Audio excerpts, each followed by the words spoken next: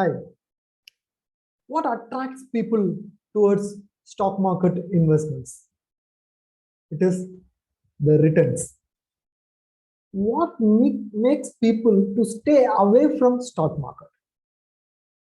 It is the inherent risk or volatility in the stock market. So in this video, today we are going to see how to minimize volatility and maximize returns in your portfolio. Welcome, this is Ramalingam from Holistic Investment Planners.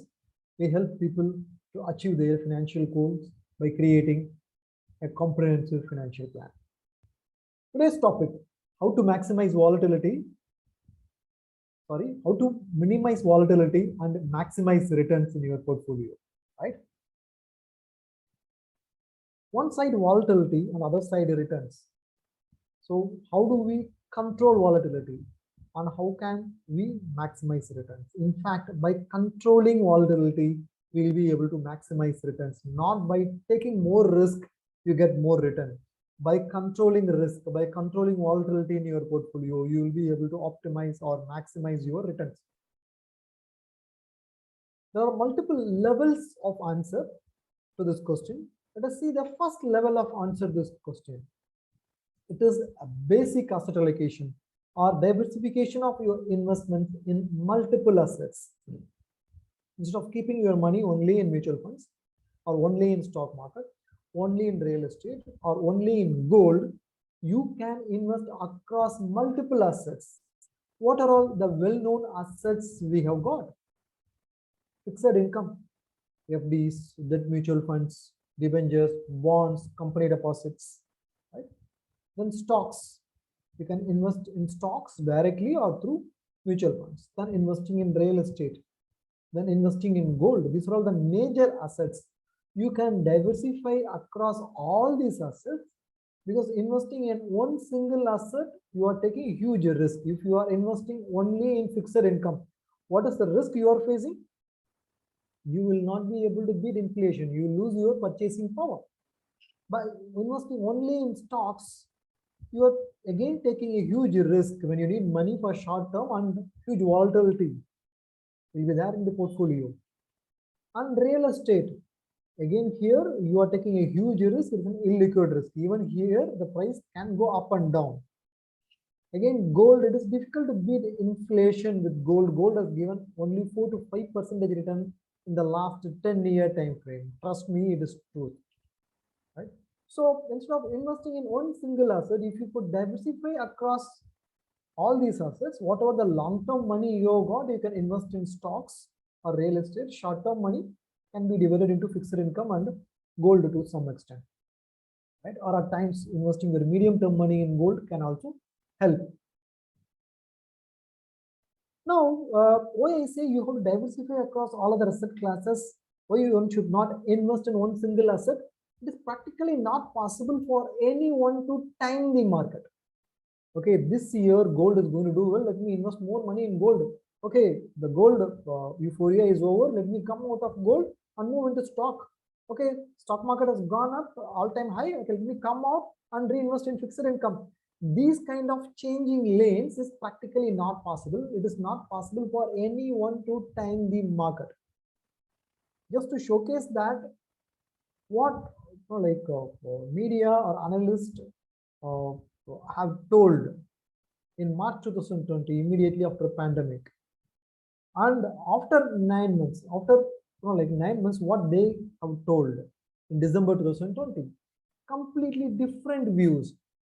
Same experts who judged the market crash in March 2020, it's a worst downturn, huge depression is going to come, all those blah blah things.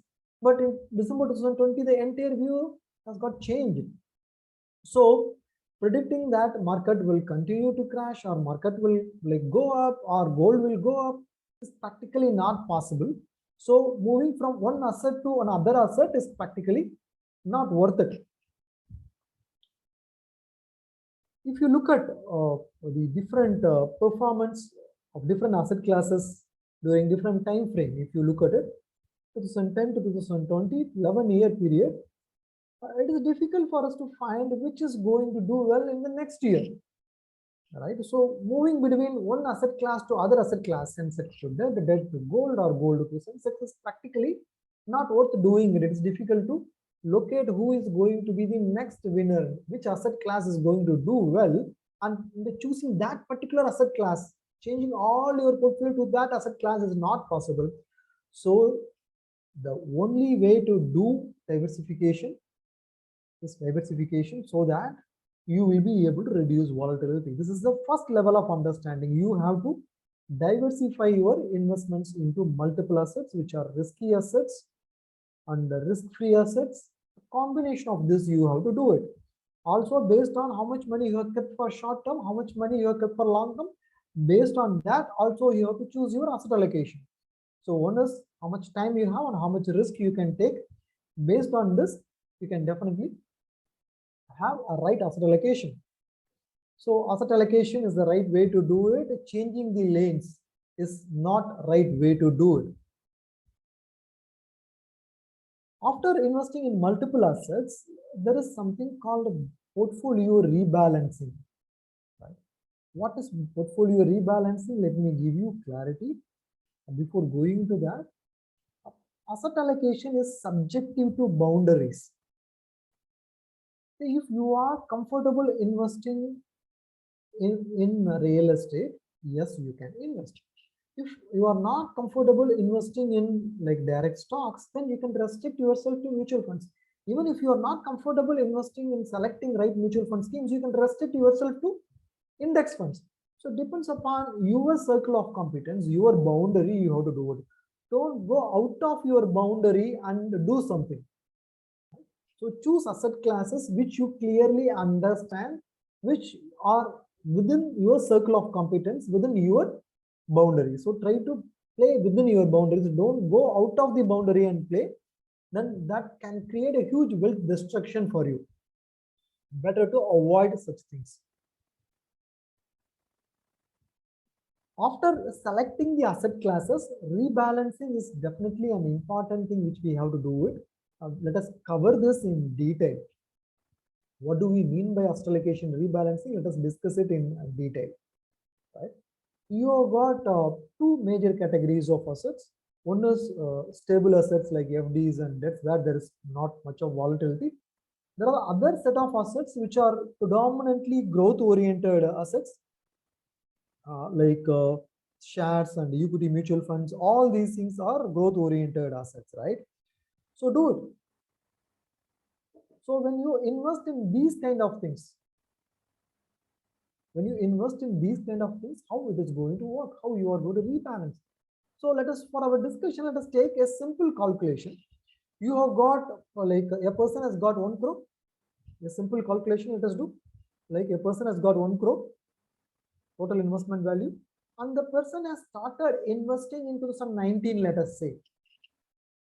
He seems to be an aggressive long-term investor, so we are giving 70% allocation for him in equity and 30% allocation in fixed income. Right? He had 1 crore and he has invested 70 lakhs in equity and 30 lakhs in fixed income. In 2020 March, market crashed. It was 70-30 was the ratio. Market crashed from 70 lakhs to 43 lakhs in March 2020. Because of that, the portfolio value has become 43 lakhs is to 30 lakhs. So now the ratio is not 70-30, it is 59 and 41. Equity exposure has come down from 70% to 59% because of the 38% crash in the stock market. Correct? Now the portfolio, which was 70-30, has become 59 and 41. Now it is our responsibility to bring it back to 70-30. How can you do it? One simple way to do is withdraw some money from fixed income and put it in equity.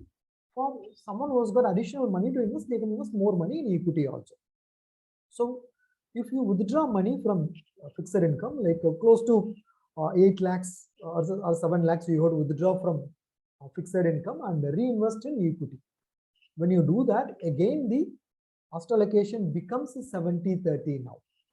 Now, if you pay attention to the details closely, what is happening now? Market has crashed from 40,000 levels to 26,000 levels, crashed by 38%. That means stock market is available at an attractive valuation. It is available at a good discounted rate. It's a good time to buy. So you are buying some portion of your equity now. You are not investing everything into equity. Only 8 lakhs you are withdrawing. Out of 30 lakhs in fixed income, you are withdrawing 8 lakhs and putting it in equity now. Because you are also averaging it out, buying low during the market crash, this portfolio which has got rebalanced will recover faster than the portfolio which was not rebalanced after the crash. So this portfolio will recover faster because see, imagine like if someone has not done the rebalancing, what would have happened? Like in 2021 October, if they look at their portfolio, it would have become 92 lakhs and 30 lakhs, 1.22 crores. This is without rebalancing. This is the situation. The ratio again came to 75-25. Right? If someone who was not rebalanced. But if someone who has rebalanced, their portfolio has gone up to 1.07 crores and 30 lakhs in fixed income. But 30 lakhs could have also obviously grown, but I have not accounted that. Now, if you look at the ratio is 78 and 22, right? So here is an example which clearly tells us the portfolio which when you rebalance, it increases your returns. During crash, if you rebalance it, it will definitely help you increase your returns. Now, like in 2021, like second quarter, market has touched all-time high. Second quarter and third quarter, market has touched all-time high. When it has touched all-time high, because again it is not 70-30, it is close to 80-20. You have to withdraw from equity and put it in debt. You have to restore 70-30. When you are restoring this 70-30, what happens? You are withdrawing some portion of the money from equity and putting it in fixed income. When you do that, market is high, you are actually selling a portion of equity. When market was low after the crash, you have invested. Market is high, you are withdrawing. So buying low and selling high is part of this strategy. Right? Now, like in December, when the market is crashing, this rebalanced portfolio would have crashed less compared to the portfolio which was not rebalanced. So asset allocation rebalancing is an important strategy that helps you to optimize your returns. On one side, minimizing volatility, and other side, maximizing your return as far as possible with minimized volatility. So it also incorporates buying low and selling high to some extent. And the beauty of this is an inside-out approach. To rebalance or to time the market, you are not looking at the GDP. You are not looking at any macros like inflation, interest rate, election results. You are not carried away by any of the voice or noise in the market. You are simply looking at your true north from your asset allocation ratio. My asset allocation ratio is 70-30. As long as it is 70-30, fine. When market crashes, when 70 comes to 60, let me rebalance. When 70 becomes 80 because market is going up, again rebalance. This is a very simple strategy, but a profound, powerful strategy that can help you minimize volatility and maximize returns.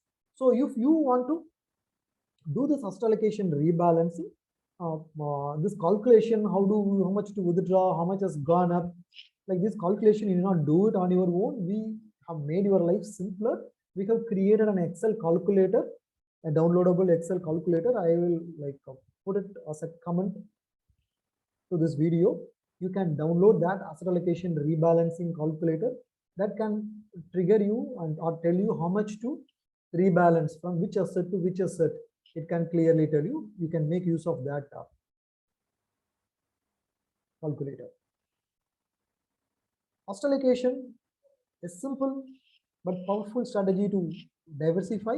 Asset allocation rebalancing is the second level of it.